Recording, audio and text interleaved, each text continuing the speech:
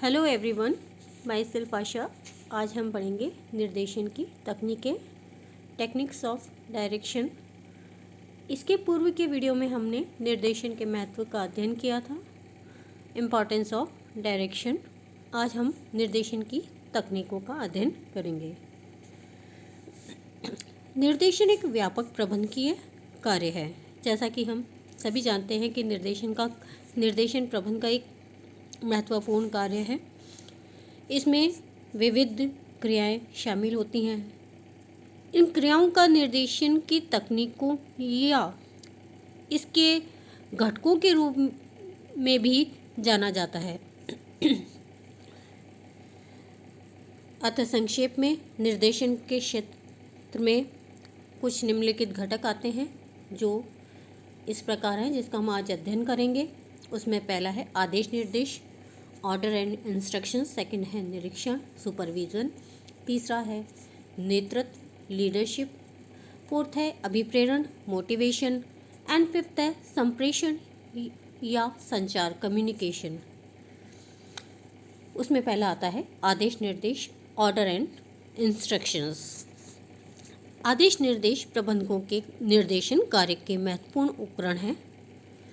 प्रबंधक कार्य प्रारंभ करने, कार्यों में परिवर्तन एवं संशोधन करने, कार्यों को संपन्न करने तथा रोकने आदि के संबंध में आदेश निर्देश जारी करते हैं। आदेश निर्देश सर्वोच्च प्रबंधक से क्रमशः मध्यवर्ती पर्यवेक्षी प्रबंधक के माध्यम से कार्यरत कर्मचारी तक पहुंचाए जाते हैं।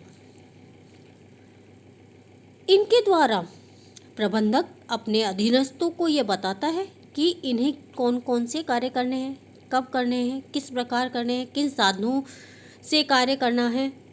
कभी कभी कार्य नहीं करने के लिए तो कभी कभी पुराने आदेशों में परिवर्तन करने के लिए भी आदेश निर्देश दिए जाते हैं। आदेश निर्देशों का संस्था के सफल संचालन में एवं प्रबंधन की सफलता में महत्वपूर्ण स्थान होता है। सेकंड आता है निरीक्षण, जिसे निरीक्षण या पर्यवेक्षण, जिसे हम सुपरविजन भी कहेंगे। निर्देशन का दूसरा महत्वपूर्ण जो घटक है या उपकरण है वह है पर्यवेक्षण, सुपरविजन। पर्यवेक्षण के अंतर्गत प्रबंधक अपने अधीनस्थों के कार्य को देखता है तथा यह सुनिश्चित करता है कि ये प्रमापित विधि या पूर्व निर्धारित योजना के अनुसार कार्य कर रहे हैं या नहीं। यदि नहीं तो प्रबंधक उनमें सुधार के लिए आवश्यक मार्गदर्शन भी देता है।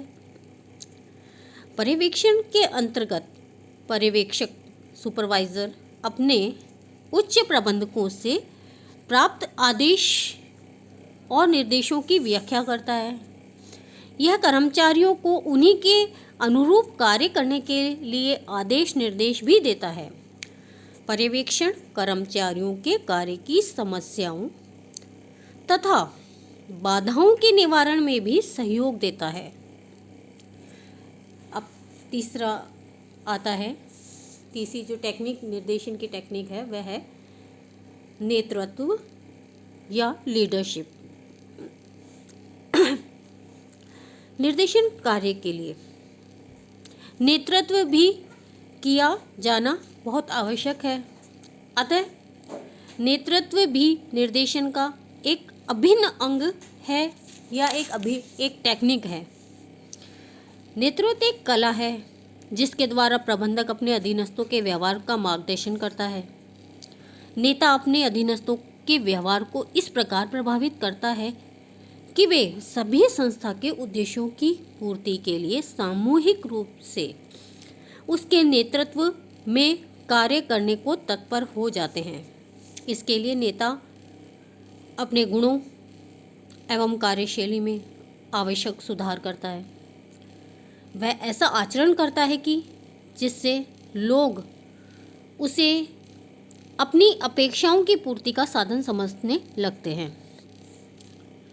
ऐसे कुशल नेतृत्व से कर्मचारियों में अधिक लगन एवं उत्साह से कार्य करने की भावना भी विकसित होती है। अच्छी लीडरशिप कर्मचारियों को कार्य करने की लगन पैदा करती है और उत्साह उत्पन्न करती है। फोर्थ पॉइंट आता है हमारा अभिप्रेरण, मोटिवेशन। अभिप्रेरण एक ऐसी प्रक्रिया है जिसके द्वारा प्रबंधक अपने अधीनस्थों की इच्छाओं, भावनाओं, आवश्यकताओं को संतुष्ट करने का प्रयास करता है ताकि वे संस्था के उद्देश्यों की प्राप्ति में उत्साहपूर्वक सहयोग कर सके। प्रबंधक अपने अधीनस्थों की भावनाओं, आवश्यकताओं आदि को संतुष्ट करने के लिए वित्तीय एवं अवित्तीय, सकारात्मक एवं नकारात्मक सभी विधियों का उपयोग करता है। अभिप्रेरण के द्वारा प्रबंधक अपने अधीनस्थों के कार्यों में सहज सहयोग प्राप्त कर सकता है।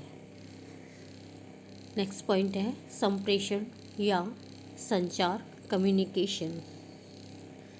निर्देशन के लिए संप्रेषण परम आवश्यक है। बिना संप्रेषण के निर्देशन नहीं किया जा सकता, कोई डायरेक्शन नहीं दिया जा सकता। इसके लिए कम्युनिकेशन होना आवश्यक है। प्रभावकारी संप्रेषण या संचार व्यवस्था प्रबंधकों के आदेश, निर्देशों, कर्मचारियों की शिकायतों, समस्याओं, कार्य की रिपोर्टों, सुझावों आदि को यथासमय, यथास्थान पहुंचाने के लिए बहुत आवश्यक है। कुशल संचार व्यवस्था से संस्था के आपसी विश्वास के वातावरण का निर्माण होता है। इसी से संस्था में प्रजातांत्रिक वातावरण का निर्माण भी किया जा सकता है, जिसके परिणाम स्वरूप प्रबंधकों को निर्देशन कार्य में सफलता प्राप्त होती है, सुविधा प्राप्त होती है।